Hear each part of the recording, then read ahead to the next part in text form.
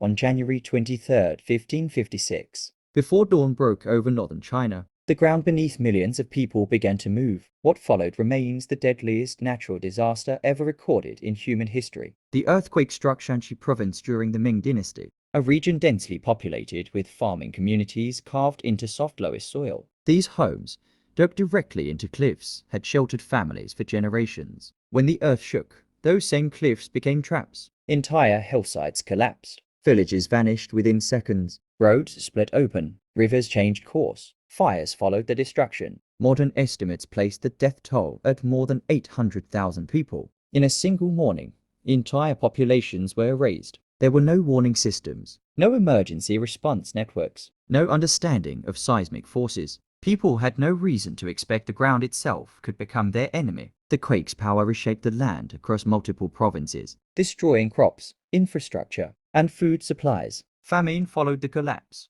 extending suffering far beyond the initial shock. The Ming government recorded the disaster in chilling detail, noting that mountains and rivers were displaced and roads destroyed. For centuries, this event stood as a reminder that nature does not negotiate. The Shanxi earthquake forced one of the earliest recorded reckonings with disaster risk. Over time, Chinese builders began abandoning cliff dwellings in earthquake-prone areas, slowly changing settlement patterns. Globally, however, the lesson traveled slowly. Centuries later, cities around the world would still be built on fault lines, floodplains, and unstable ground, often repeating the same mistakes. January 23rd, 1556 is not remembered because of politics, war, or ideology. It is remembered because it revealed something deeply uncomfortable. Civilization can collapse in moments, without enemies, without intent, and without mercy. The disaster showed that vulnerability is not created by weakness alone, but by ignorance of invisible forces beneath our feet.